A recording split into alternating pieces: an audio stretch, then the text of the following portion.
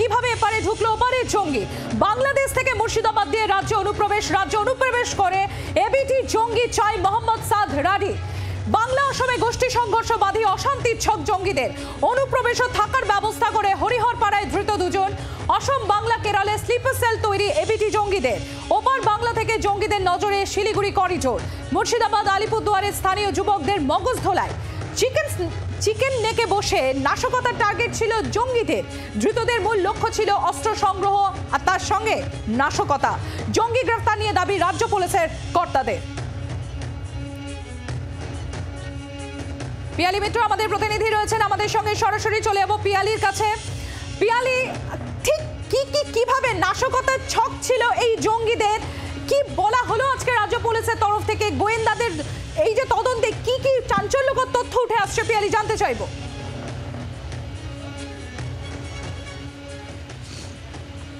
একেবারে দেখো, তুমি জানো যে অসম পুলিশের হাতে তারা যে অভিযান চালায় এবং সেখানে পশ্চিমবঙ্গ পুলিশ, কেরালা পুলিশ তাদের সাহায্য নিয়ে 8 জনকে গ্রেপ্তার করা হয়েছে। তার মধ্যে একজন মূল চাই রয়েছে যারা এবিটির বিভিন্ন যে রাজ্য, বিশেষ করে অসম, কেরালা এবং তার সঙ্গে সঙ্গে পশ্চিমবঙ্গে স্লিপার সেল তৈরি করছিল। এবং সেই 8 জনকে গ্রেপ্তার, এবং সেই গ্রেপ্তারির ক্ষেত্রে রাজ্য পুলিশের কাছেও বেশ কিছু তথ্য ছিল। এবং আজকে যে তথ্য তারা সামনে এনেছে তার মধ্যে সবথেকে যেটা তাৎপর্যপূর্ণ বা উদ্বেগজনক সেই তথ্যটা হচ্ছে যে একদিকে গতকাল থেকে আমরা জানাচ্ছিলাম যে মুর্শিদাবাদ এবং আলিপুরদুয়ারের ফালাকাটা এই অঞ্চলের যারা যুবক রয়েছে, অল্প বয়সী যুবক, তাদেরকে টার্গেট করা হচ্ছে। তাদের মগজ ধোলাই করে এবিটির ছত্রছায়ায় নিয়ে এসে ভারত বিরোধী কার্যকলাপে ব্যবহার করা, অস্ত্র প্রক্রিয়া করে তাদেরকে দিয়ে হামলার বা নাশকতার মূলত কাজে ব্যবহার করা। এবং এক্ষেত্রে দাঁড়িয়ে আজকে রাজ্য পুলিশের তরফ থেকে এডিজি সাউথ বেঙ্গল যে সাংবাদিক বৈঠক করেন, সেক্ষেত্রে সবথেকে যেটা অ্যালার্মিং ইস্যু সেটা হচ্ছে ভারতে, তুমি জানো যে বাংলাদেশে নিষিদ্ধ এই জঙ্গি সংগঠন আনসারুল বাংলা টিম, তারা কিন্তু আগেও এই রাজ্যে তাদের একাধিক সদস্য ধরা পড়েছিল। আমরা দেখেছি জামাতুল মুজাহিদিন, তারাও তাদের সদস্যরাও ধরা পড়েছিল।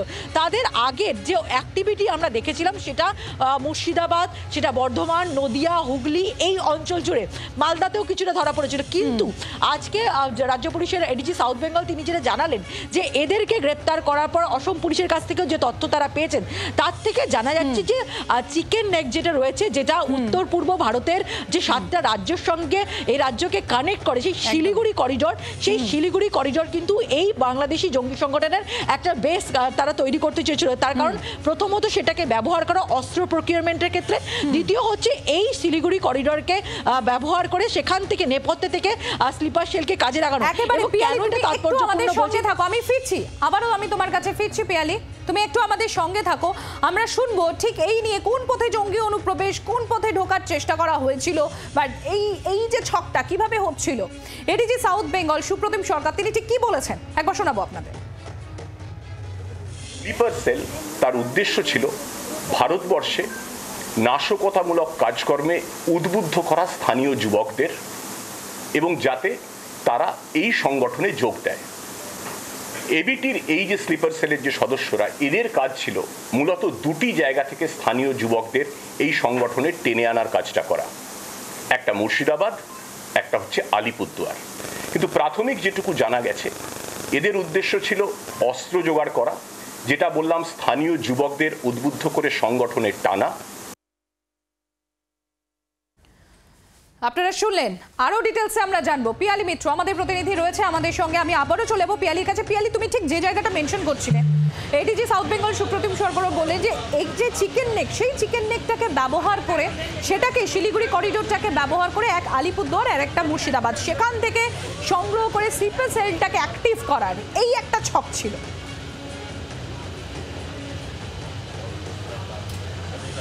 একেবারে দেখো, স্লিপার এই যে এবিটির যারা যে নেটওয়ার্কটা এখানে সক্রিয় হচ্ছিল, তারা শিলিগুড়ি করিডোরটাকে দুটোভাবে কাজে ব্যবহার করা তাদের পরিকল্পনা ছিল। প্রথমত শিলিগুড়ি করিডোরকে কাজে লাগিয়ে অস্ত্র আমদানি করা, অর্থাৎ নর্থ ইস্টের যে সমস্ত জায়গাগুলো রয়েছে সেই তুমি জানো রাজ্যগুলোর সঙ্গে কানেক্টিং হচ্ছে গিয়ে এই শিলিগুড়ি করিডোর সংযোগকারী, সেই শিলিগুড়ি করিডোরকে কাজে লাগিয়ে অস্ত্র আমদানি করা। দ্বিতীয় হচ্ছে যে এই শিলিগুড়ি করিডোরের থেকে থেকেই নেপথ্যে থেকে স্লিপার সেলগুলোকে কন্ট্রোল করা। এবং কেন এই তথ্যটা অত্যন্ত তাৎপর্যপূর্ণ সেটা জানা যাচ্ছে যে এবিটির জঙ্গি সংগঠন তারাও কিন্তু শিলিগুড়ি এই করিডোরটা তাদের কোথাও না কোথাও একটা টার্গেট দুরকমভাবে কাজে ব্যবহার করা। এবং আজকে যদি স্বরাষ্ট্রমন্ত্রী, কেন্দ্রীয় স্বরাষ্ট্রমন্ত্রী অমিত শাহের যে বক্তব্য, তুমি জানো যে এসএসবির আজকে যে চৌকি উদ্বোধন করতে তিনি গিয়েছিলেন, সেখানেও কিন্তু তিনি এসএসবিকে একেবারে নির্দেশ দেন যাতে তারা শিলিগুড়ি করিডোর প্রোটেক্টের ক্ষেত্রে গুরুত্বপূর্ণ ভূমিকা নেয়। তার কারণ এই শিলিগুড়ি করিডোরটা এমন একটি জায়গা যেখানে ভারতের সঙ্গে নেপাল, ভুটান, বাংলাদেশ, চায়না তাদের সঙ্গে আমরা সীমান্ত ভাগ করা হচ্ছে। এবং সেখান থেকে শুধুমাত্র যে ইনফিল্ট্রেশন হবে এমনটা নয়, কারণ হচ্ছে এই শিলিগুড়ি করিডোরটা এমন যেখান থেকে যে এলএসি রয়েছে সেখানে ট্রুপের যাতায়াত করা, তার পাশাপাশি সেখানে যে জরুরি সামগ্রী যারা সেনাবাহিনী তাদের পৌঁছে যাওয়া। ফলে এই শিলিগুড়ি করিডোর যদি কোনোভাবে ডিস্টার্ব হয় সেটা কিন্তু অত্যন্ত উদ্বেগজনক। এবং যে তথ্য এই এটিবি জঙ্গিরা তাদেরও কিন্তু এখন কোথাও না কোথাও তারা শিলিগুড়ি করিডোরটাকে বেছে নিচ্ছে আর্মস প্রকিউরমেন্টের ক্ষেত্রে এবং সেখানে বসে স্লিপার সেলকে কন্ট্রোল করা। এবং এই জায়গা থেকে কিন্তু উদ্বেগজনক বিষয়। এবং শুধুমাত্র যে মুর্শিদাবাদ বা আলিপুরদুয়ার নয়, আর কোথাও কোথাও তারা স্লিপার সেল অ্যাক্টিভ করার চেষ্টা করেছিল কিনা সেগুলো তারা জানার চেষ্টা করছে। বিশেষ করে আলিপুরদুয়ারের ফালাকাটা যেটা বাংলাদেশ লাগোয়া, মুর্শিদাবাদ এবং অসমের বড়পাট্টা বা লোয়ার পার্ট যে অঞ্চলগুলো যেগুলো একেবারে বাংলাদেশ লাগোয়া, সেই অঞ্চলগুলোতেই কিন্তু বাংলাদেশি এই জঙ্গি সংগঠনগুলো এবিটি হোক বা জেএমবি তারা সক্রিয় হওয়ার চেষ্টা করছে। একাধিক গোয়েন্দা সংস্থার কাছে সেই তথ্য আসার পর তারা কিন্তু রীতিমতো উদ্বিগ্ন।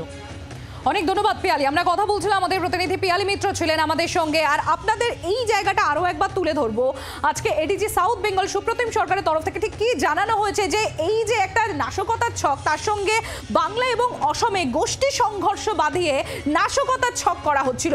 কি বলেছেন তিনি, শোনাই আপনাদের।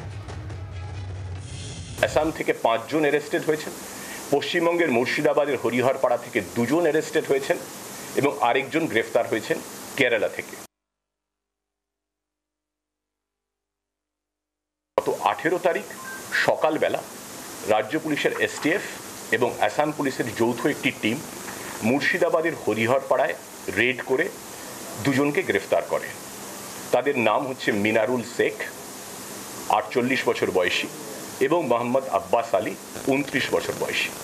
2 জনেই মুর্শিদাবাদের হরিহরপাড়ার বাসিন্দা এবং 2 জনের বাড়ি থেকে তল্লাশির সময়, গ্রেফতারির সময় বেশ কিছু বই পাওয়া গিয়েছে, তার বিস্তারিত বিবরণ আমি পরে দিচ্ছি। পেন ড্রাইভ পাওয়া গেছে 16 GB এবং কিছু মোবাইল ফোন এবং আরও কিছু ফেক আইডেন্টিটি কার্ড পাওয়া গেছে। এই যে 2 জন গ্রেফতার হয়েছেন তার মধ্যে মিনারুল শেখ ইনি একটা ছোট্ট মাদ্রাসা চালিয়েছেন, খুব সম্প্রতি শুরু করেছিলেন 10-12 জন 14 জন বাচ্চাকে নিয়ে। এবং দ্বিতীয় জন যে মোহাম্মদ আব্বাস আলী, তিনি একটি মোটর পাম্পের মেকানিক। এই আব্বাস আলী 2018 সালে একজন নাবালিকাকে অপহরণ করে যৌন নির্যাতনের মামলা, পক্সো মামলায় অভিযুক্ত ছিলেন, চার্জশিট দেওয়া হয়েছিল। তিনি 2 বছর জেলও খেটেছেন। আমরা এ নিয়ে কথা বলেছিলাম প্রাক্তন বিএসএফ কর্তা সমীর মিত্রর সঙ্গে, তিনি কি বলছেন শোনাই আপনাদের। টাস্কিং যেটা করেছে সেটা যে তোমাদের যদি যেইভাবে এই নকল পাসপোর্ট তৈরি হচ্ছে, যেটা সেইটা যদি তারা নিয়ে কোনো জায়গায় যায় কিংবা ভারতবর্ষে আসে, তখন সেই পরিপ্রেক্ষিতে তাদের কাজটা খুব সহজ হয়ে যায়। কিন্তু এদিকে আমাদের আরো বেশি সার্বিকভাবে দেখতে হবে। এটা তো স্বাভাবিকভাবেই যেখানে মানে কয়েকশো জঙ্গি এবং ক্রিমিনালকে তাদের সাজার শেষ হওয়ার আগেই এই নতুন যারা আসলেন ইউনুস এবং তার দলবল, তারা এসেই তাদের ছাড়তে আরম্ভ করলেন। ইতিমধ্যে পাকিস্তানের প্রাইম মিনিস্টারের সঙ্গে আমাদের ইউনুস চাচার সঙ্গে দেখা হয়েছে, সুতরাং তারা বেশ মানে মাখো মাখো ভাব এখন। যারা রয়েছেন বিশেষ করে ইন্টেলিজেন্স ডিপার্টমেন্টকে রিভাইটালাইজ করতে হবে, রিজুভেনেট করতে হবে এবং দে মাস্ট বি অ্যাকাউন্টেবল। আজকে বর্ডার ইন্টেলিজেন্স রয়েছে, আজকে আইবি রয়েছে, আজকে অন্যান্য বিভিন্ন ইন্টেলিজেন্স এজেন্সি রয়েছে। যারা ঢুকছে তার জন্য যদি ওপার থেকে ঢুকে আসে সারেক্টিসিয়াসলি যদি ইনফিল্ট্রেট করে থাকে তার জন্য বিএসএফ কে জবাব দিতে হবে, এবং তারা যদি আরো ভেতরে ঢুকতে পারে তাহলে পুলিশকে জবাব দিতে হবে। ভারতবর্ষ বড় দেশ বলে তার দায়িত্বও অনেক বেশি। 4151 কিলোমিটার আমাদের পূর্ব সীমান্তে যে যতটা রয়েছে আমাদের বর্ডার, সেইটাকে আরো বেশি মজবুত ভাবে সেটাকে ম্যানেজমেন্ট করতে হবে।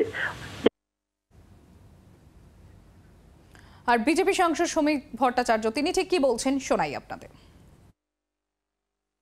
আজকের দেশের প্রধানমন্ত্রী যখন গুজরাটের মুখ্যমন্ত্রী ছিলেন তখন তাকে হত্যা করবার চক্রান্ত নিয়ে দুজন উগ্রপন্থী ঢুকেছিল এবং তারা গ্রেপ্তার হয়েছিল নিউ দিল্লি রেলওয়ে স্টেশনে।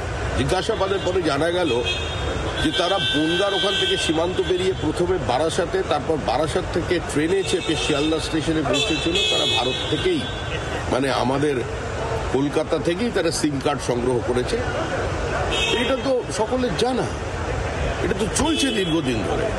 আর আমাদের এখানে রাজনীতির কারণে, ব্লক ভোটের কারণে এই ধরনের জামাতি, মৌলবাদী, এই ধরনের উগ্রপন্থী যারা আছে তারা প্রশ্রয় পাচ্ছে, আধার কার্ড পাচ্ছে, রেশন কার্ডে নাম উঠছে, ভোটারও হয়ে যাচ্ছে ভারতবর্ষে। তৃণমূল নেতা কুণাল ঘোষ তিনি কি বলছেন শোনাই। কলকাতার বুকে জ্যোতি বসু রাইটার্সের পাশে বউবাজারে আরডিএক্স বোঝাই বাড়ি রশিদ খানের উড়ে গিয়ে শতাধিক হতাহত হয়েছিল। বাংলার বৃহত্তম বিস্ফোরণ জঙ্গি বড়নগরে আসামের জঙ্গিদের কাছে যাচ্ছিল, আরডিএক্স বোঝাই ট্রাক ধরা পড়েছিল। এগুলো সব ভুলে গেলেন নাকি? কেন্দ্রীয় সরকারও বলেছে এই যে জঙ্গি ব্যাপারটা, এইসব ব্যাপারগুলো 14টা রাজ্যে তাদের সন্ধান পাওয়া গেছে, সংসদে স্টেটমেন্ট করে বলেছে।